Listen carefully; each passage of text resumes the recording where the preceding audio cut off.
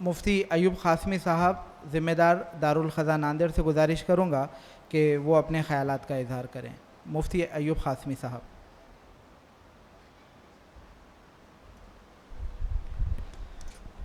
السلام علیکم ورحمۃ اللہ وبرکاتہ.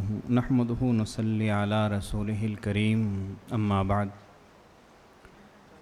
اعوذ باللہ من الشیطان الرجیم. بسم اللہ الرحمن الرحیم. قل هل يستوي الذین يعلمون والذین لا يعلمون. سبحان ربک رب العزۃ عما یصفون وسلام علی المرسلین والحمد للہ رب العالمین. اللہم صلی علی سیدنا محمد وعلی آل سیدنا محمد وبارک وسلم. آج کے اس اجلاس کے منعقد کرنے والے تمام کے تمام ذمہ داران، اسٹیج پر تشریف فرما معزز و مکرم شخصیات، حضرات سامعین، مائیں بہنیں، عزیز طلباء و طالبات، خوشی کی بات ہے اس وقت میں جو پروگرام منعقد کیا گیا ہے طلباء و طالبات کی حوصلہ افزائی،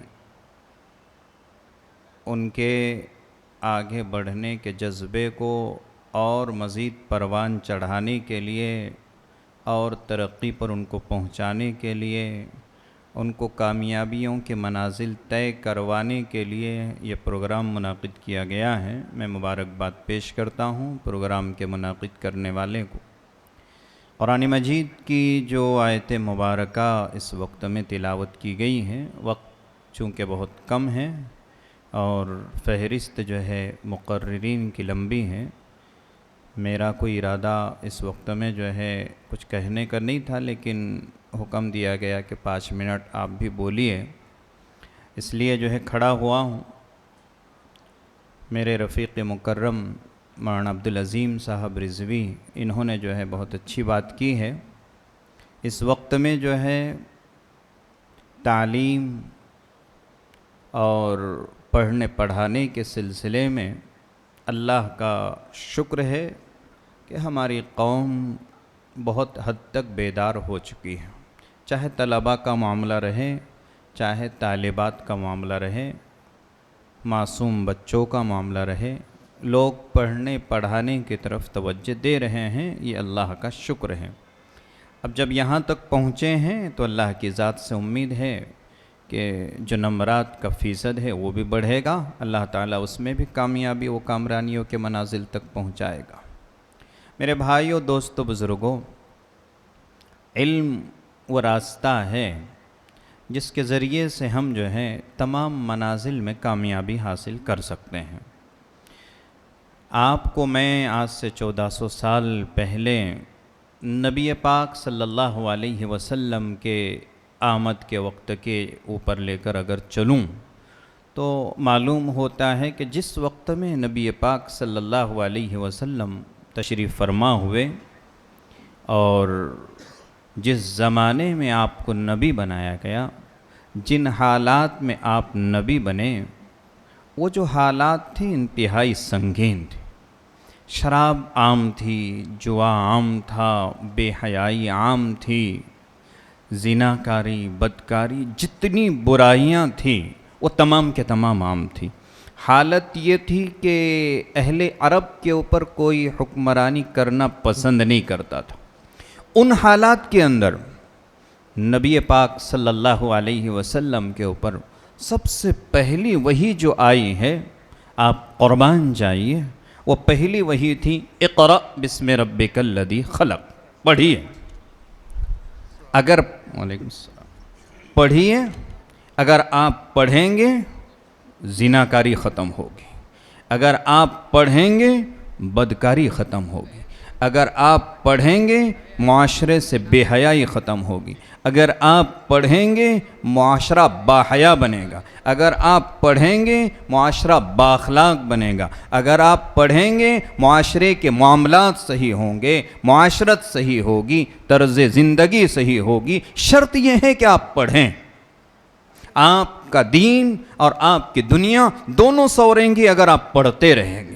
میرے بھائیوں، دوستو، بزرگوں، عقل یہ کہتی ہیں جس وقت میں نبی پاک صلی اللہ علیہ وسلم تشریف لائیں، عرب کے مزاج میں اور ان کے جو ہے تو زندگیوں میں شراب اتنی عام تھی کہ کہا جاتا ہے کہ ان کی گٹیوں میں شراب تھی، یعنی جس طرح بچہ پیدا ہوتا ہے ہم جو ہے تو اس کو کھجور کی جو ہے تو تہنیک کرواتے ہیں، اس وقت میں بچہ پیدا ہوتا تھا اس کو جو ہے تو شراب کی گٹی پلائی جاتی تھی۔ اس معاشرے کے اندر جو ہے نبی پاک صلی اللہ علیہ وسلم کے اوپر پہلی وحی جو نازل ہوئی وہ جو ہے شراب کی پابندی کے اوپر نہیں بلکہ پڑھنے کے اوپر آئی ہے۔ اگر آپ پڑھیں گے تو وہ تمام کے تمام چیزیں ختم ہوگی، جس کے ذریعے سے جو ہے آج معاشرے کو جو ہے برائی، بے حیائی، تمام کے تمام چیزوں سے بچانے کی ضرورت ہے۔ اور وہی معاشرہ ہے جب ان کے اندر علم آیا۔ عمر فاروق رضی اللہ تعالیٰ عنہ کے بارے میں خود آتا ہے، وہ خود کہتے ہیں کہ مجھے میرے والد یہ کہا کرتے تھے کہ ہم کو تو جو ہے عمر تو کس کام کا، تجھے تو اونٹ بھی چرانے نہیں آتے، لیکن دنیا نے دیکھا ہے آج دنیا یہ کہنے پر مجبور ہے کہ ایک اور اگر عمر ہوتا تو ساری دنیا کے اندر عدل و انصاف اور اسلام کا پرچم لہرا رہا ہوتا۔ میرے بھائیو، دوستو، بزرگوں، ہمیں چاہیے کہ ہم علم کے ذریعے سے، علم کی روشنی کے ذریعے سے اپنے گھروں کو بھی جو ہے روشن کریں، اپنے معاشرے کو روشن کریں، اپنے سماج کو روشن کریں، اپنے ماحول کو روشن کریں۔ علم کے ذریعے سے ہماری مائیں، ہماری بہنیں، ہماری بیٹیاں، یہ تمام کے تمام چیزیں یہ لوگ پروان چڑھا سکتی ہیں۔ آج سب سے زیادہ ضرورت ہے علم حاصل کرنے کی۔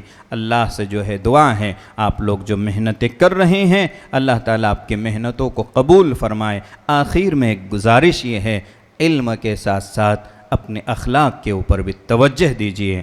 علم کے ساتھ ساتھ اپنے اخلاق کو سنوارنے کی ضرورت ہے۔ میری مائیں، بہنیں اور خصوصاً میری معصوم بیٹیاں، میں یہ کہوں اگر آپ جو ہے علم حاصل کر رہی ہیں تو اپنے ماں باپ کے جو ہے اپنے ماں باپ کے جو ہے زندگیوں کو دیکھیے، وہ اپنے خون پسینے کی محنتوں کے ذریعے سے آپ کو پڑھا رہے ہیں۔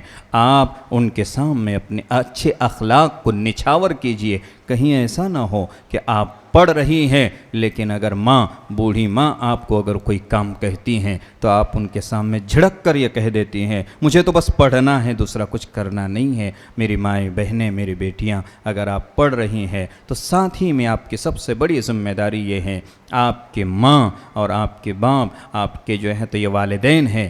اللہ کے نبی صلی اللہ علیہ وسلم کا فرمان، ان کے قدموں کے نیچے جنت ہے۔ آپ اپنی جنت کو بھی سنواریے اور آپ پڑھتے بھی رہیے۔ پھر میں آخر میں مبارکباد پیش کرتا ہوں آج کے پروگرام منعقد کرنے والے کو۔ اللہ سے دعا ہے اللہ کہیں سنی باتوں پر عمل کی توفیق نصیب فرمائے۔